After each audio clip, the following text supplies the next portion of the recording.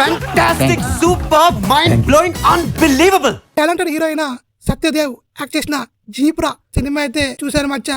ఇంకా ఈ సినిమాలో ఏంటంటే ఈ వీకెండ్ లో బిగ్గెస్ట్ బ్లాక్ బస్టర్ అంటే ఇదే జీబ్రా. చాలా రోజుల తర్వాత సత్యదేవ్ కి ఒక మంచి హిట్ అయితే వచ్చింది. తన యాక్టింగ్ అయితే చాలా బాగా చేశాడు యాక్టింగ్ అనేది. ఇంకా ఈ సినిమాలో మరొక క్యారెక్టర్ డాలీ ధనంజయ్, తన క్యారెక్టర్ అయితే చాలా బాగుంది.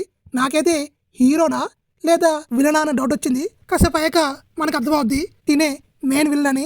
చాలా బాగా చేశాడు.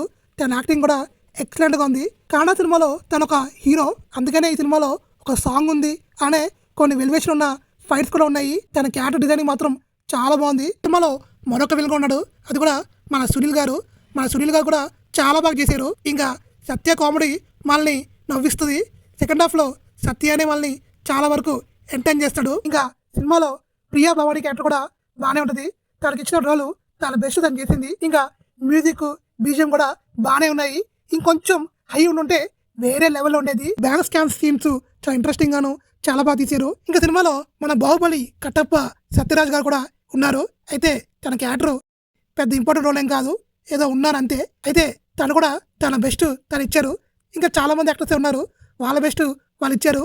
ఇంకా ఎవరో చెప్పుకోవాలంటే ఈ సినిమాని ఈ వీకెండ్ లో మస్ట్ వాచ్ గా చూడండి. సినిమా స్టోరీ స్క్రీన్ ప్లే అనేది చాలా కొత్తగా ఉంటుంది. ఈ సినిమాని మాత్రం మిస్ కాకండి. నా రేటింగ్ అయితే 3/5.